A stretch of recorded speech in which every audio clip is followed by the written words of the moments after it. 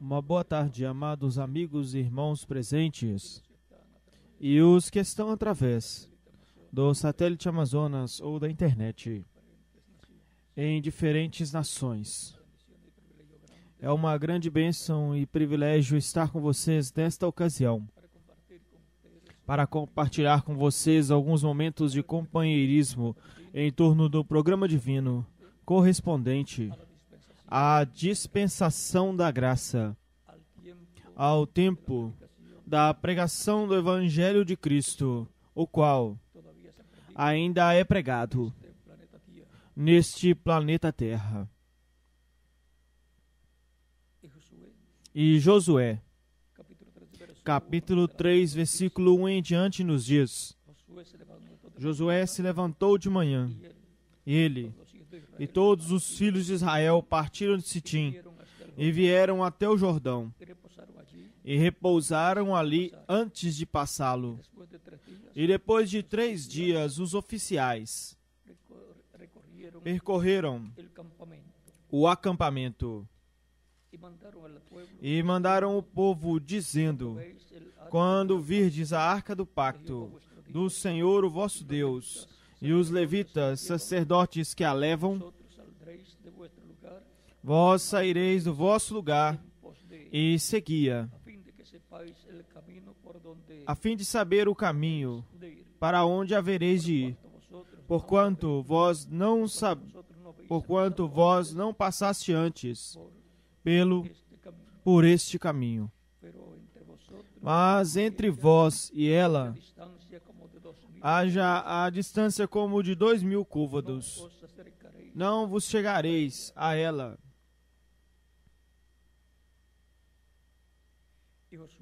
E Josué disse ao povo: santificai-vos, porque o Senhor fará amanhã maravilhas entre vós. E Josué falou aos sacerdotes, dizendo: tomai a arca do pacto e passai diante do povo. E eles levaram a arca do pacto e foram diante do povo.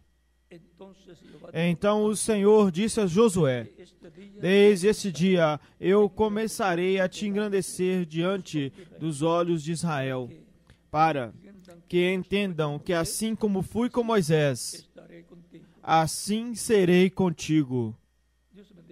Que Deus abençoe as nossas almas com a sua palavra e nos permita entendê-la. Santificai-vos, porque o Senhor amanhã fará maravilhas entre vós. Pode se sentar, por favor.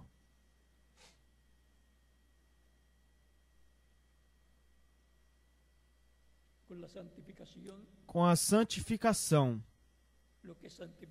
o que é santificado é colocado para ser usado no serviço a Deus.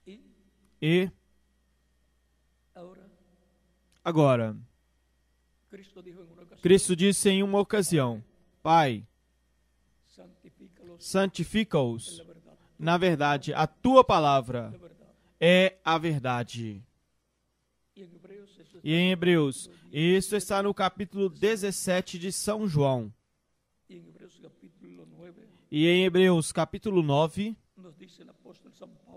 o apóstolo São Paulo nos diz, versículo 11 em diante: mas estando já presente Cristo, o sumo sacerdote dos bens vindouros, por um maior e mais perfeito tabernáculo, não feito por mãos, isto é dizer, não desta criação, e não pelo sangue de bodes nem de bezerros, senão pelo seu próprio sangue, entrou uma vez para sempre no lugar santíssimo, tendo obtido eterna redenção. Porque se o sangue dos touros e dos bodes e a cinza de uma novilha, aspergida sobre os imundos, os santifica quanto à purificação da carne, quanto mais o sangue de Cristo, o qual mediante o Espírito entrou, o qual mediante o Espírito eterno se ofereceu a si mesmo sem mancha a Deus, limpará as vossas consciências das obras mortas, para servirdes ao Deus vivo.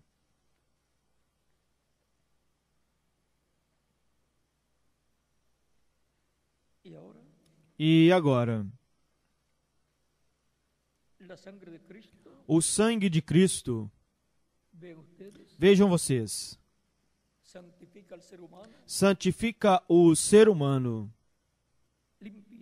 limpa as vossas consciências de obras mortas, para que sirvais ao Deus vivo. Portanto, o que diz, quanto mais o sangue de Cristo, se o sangue dos touros, dos bodes e a cinza de uma novilha aspergida sobre os imundos os santifica quanto à purificação da carne, quanto mais o sangue de Cristo. E agora, santificai-vos. Somos santificados com o sangue de Cristo, apartados, separados para servir a Cristo em todo o seu programa divino, em toda a obra de Deus, correspondente ao tempo em que nos toca viver. Para o tempo final no qual vivemos, Deus prometeu derramar grandes bênçãos sobre a sua igreja, sobre todos os crentes nele, em Cristo. Isto será conforme ao que ele prometeu para o nosso tempo, será no cumprimento do que ele prometeu para o último dia. Será o cumprimento, consequentemente, das suas promessas para o último dia, em e para a igreja do Senhor Jesus Cristo. Esperamos grandes bênçãos de Deus e permanecemos cobertos com o sangue de Cristo, que é superior ao sangue dos bodes, dos touros, dos bodes e a cinza da novilha, que é aspergida sobre os imundos. Se isto santificava a pessoa, quanto mais o sangue de Cristo. Aquilo era somente o tipo e figura. Tudo isso representava a Cristo. E Cristo já o fez uma realidade com a sua morte na cruz do Calvário. Portanto, Ele é o que pela fé em Cristo justifica ao que o recebe como Salvador e ao que o santifica com o seu sangue, o limpando de todo pecado e o batiza com o Espírito Santo e fogo. E então o usa grandemente em sua obra, no tempo em que lhe toca viver, no tempo em que toca a pessoa viver. Deus tem feito maravilhas em meio à sua igreja. E para o último dia está prometido que Deus fará maravilhas no último dia. Deus, em Espírito Santo, será o que estará fazendo maravilhas em meio à sua igreja. Assim como ele realizou através de Moisés e através de Josué. E em cada tempo usou diferentes instrumentos no programa correspondente a cada tempo. Josué, já para cruzar o Jordão e entrar à terra prometida e chegar à cidade de Jericó. O Jordão ser aberto era uma maravilha. Como foi uma maravilha quando Deus abriu o mar vermelho para o povo hebreu passar com Moisés. Assim também foi quando abriu o Jordão. O povo que seguia a Josué e a Arca do Pacto entraram à terra prometida. E, no nosso tempo, nos encontramos em uma etapa paralela ao tempo de Josué,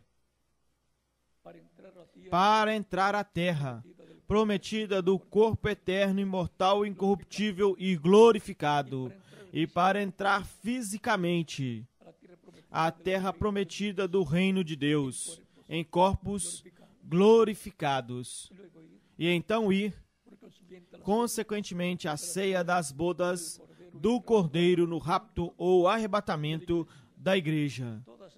Todas estas são promessas para os crentes em Cristo, as quais serão cumpridas neste tempo final, no último dia.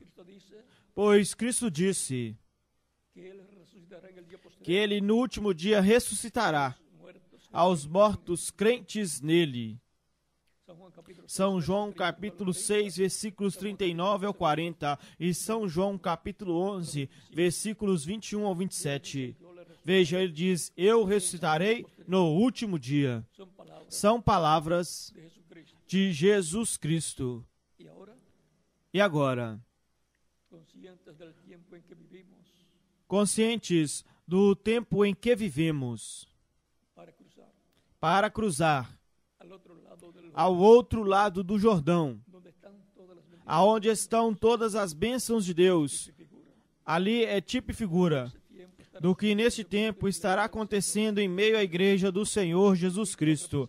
Josué significa Salvador e, consequentemente, Josué representa ao Salvador Jesus Cristo, o qual está em meio à sua igreja desde o dia de Pentecostes, em Espírito Santo. Portanto, o nosso Josué é o Espírito Santo, que desde o dia de Pentecostes está em meio à sua igreja. Lembrem-se de Cristo dizendo, eis aqui, eu estarei convosco todos os dias, até o fim do mundo. São Mateus, capítulo 28, versículo 20.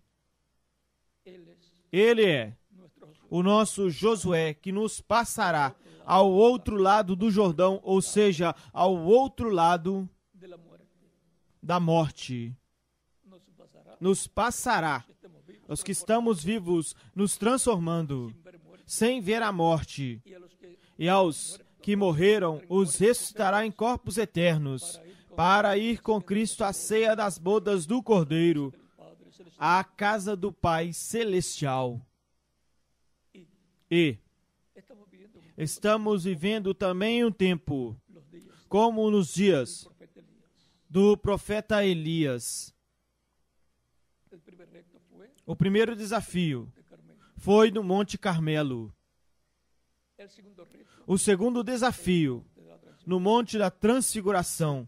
E o terceiro desafio é no Monte de Sião, que tipifica, o Monte de Sião tipifica a igreja do Senhor Jesus Cristo.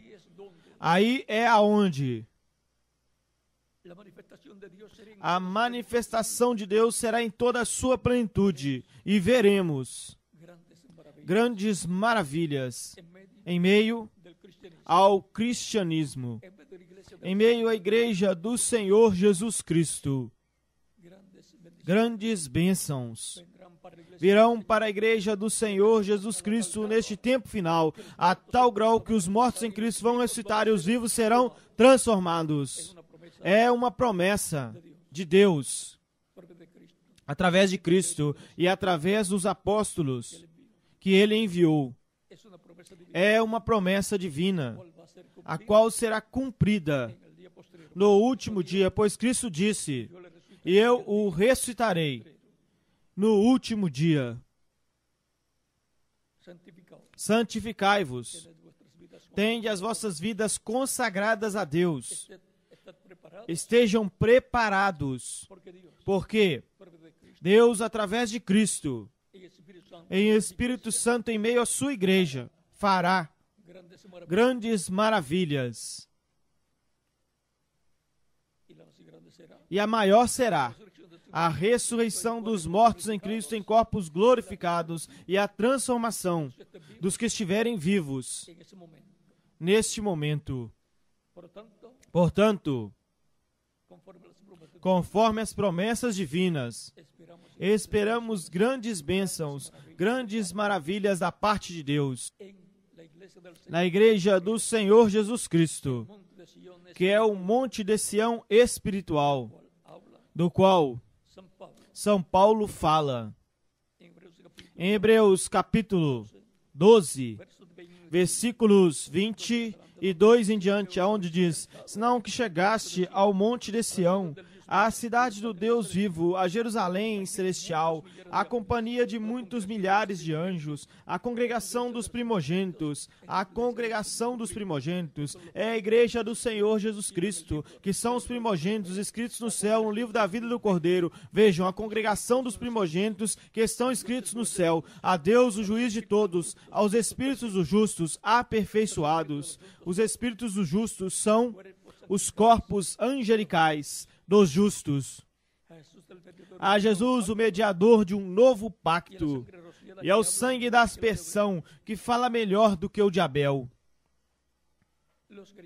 Os crentes em Cristo têm um mediador, o mediador do novo pacto, que é o Senhor Jesus Cristo, fazendo intercessão no céu, com o seu próprio sangue, por todos os crentes nele, e os mantém limpos de todo pecado com o seu sangue, o que foi mostrado, prometido e profetizado por Cristo em São Mateus, capítulo 26, versículos 26 em diante, na última ceia que ele teve com os seus discípulos, e diz: e enquanto comiam, Jesus tomou o pão e o abençoou e o partiu, e deu aos seus discípulos e disse: tomai, comei, isto é o meu corpo.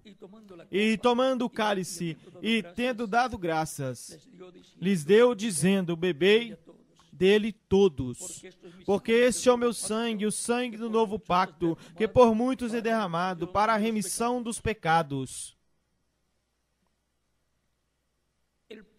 O pão que ele pegou e partiu, dando graças ao Pai, e deu, tipifica o corpo de Cristo, que seria crucificado na cruz do Calvário, e seria também partido pelas chicotadas que lhe dariam,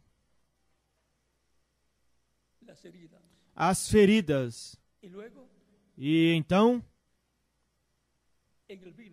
no vinho, está tipificado o sangue de Cristo, que seria derramado na cruz do Calvário para a remissão dos pecados. O pão é somente o tipo e figura do corpo de Cristo, e o vinho é somente tipo e figura do sangue de Cristo. E por isso ele instituiu a Santa Ceia, na qual o pão tipifica o corpo de Cristo, o qual comemos. Ele disse: o que não comer a minha carne e beber o meu sangue não tem vida permanecente em si. Comer o pão e tomar o vinho nos mostra que nós comemos a sua carne e nós cremos em seu sacrifício na cruz do Calvário. E, ao tomar o vinho, damos o testemunho que nós cremos no seu sangue derramado na cruz do Calvário, como o sangue que nos limpa de todo pecado e nos mantém limpos de todo pecado. O que não comer a minha carne e não beber o meu sangue não tem vida permanecente em si. Cremos no seu corpo crucificado, levando os nossos pecados, e também cremos no seu sangue derramado na cruz do Calvário, que nos limpa de todo pecado, ou nos limpou e nos mantém limpos de todo pecado, porque Ele está no lugar santíssimo do trono divino, trono de intercessão, como sumo sacerdote fazendo intercessão por cada pessoa que o recebe como o Salvador e por cada crente que comete algum erro, falta ou pecado e o confessa a Cristo, e Cristo com o seu sangue o limpa de todo pecado, o mantém limpo de todo pecado, o que é representado no lava-pés, ou lavar dos pés, onde Cristo nos mantém limpos de todo pecado. Pedro não queria que Cristo lavasse os seus pés. Ele disse: se eu não te lavar, tu não tens parte comigo. Pedro diz: mas então até a cabeça. Ele disse: não, é necessário somente lavar os pés, porque quem está limpo não tem necessidade, senão que somente seja lavado os pés. O que está limpo pelo sangue de Cristo não tem a necessidade de outra vez receber a Cristo como o Salvador para que o limpe de todo pecado, se não confessar a Cristo os seus pecados que ele tenha cometido, depois de ser um cristão, depois de ter recebido a Cristo como Salvador, confessá-los, e Cristo os limpará com o seu sangue e o manterá limpo em todos os dias da sua trajetória terrena. Por isso, no lava-pés se tipifica ou é representado o que Cristo faz em cada momento em que confessamos a Ele as nossas faltas, erros e pecados, para que assim continuemos adiante no caminho cristão, servindo a Cristo nosso Salvador. Portanto, na Santa Ceia é representado, porque ela é tipológica, se representa que nós comemos a carne de Cristo, nós cremos em Cristo como nosso Salvador, cremos no seu sacrifício na cruz do Calvário. Pela fé, estamos comendo a carne de Cristo.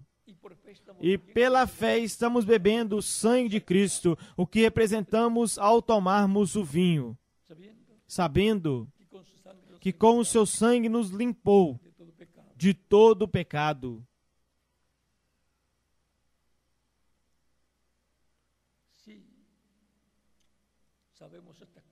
Se nós sabemos estas coisas e as fazemos, tomamos a Santa Ceia e fazemos o lava-pés, estamos fazendo corretamente.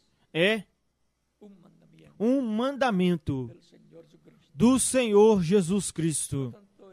Portanto, é importante sempre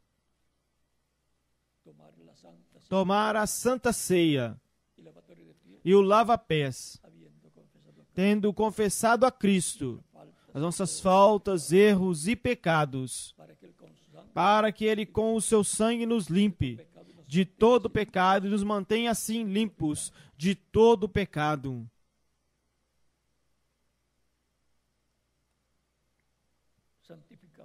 Santificai-vos, porque o Senhor fará amanhã grandes maravilhas, ou seja, no último dia, que é o 7º milênio de Adão até aqui, ou o 3º milênio de Cristo até aqui, porque um dia diante do Senhor é como 1000 anos e 1000 anos como um dia.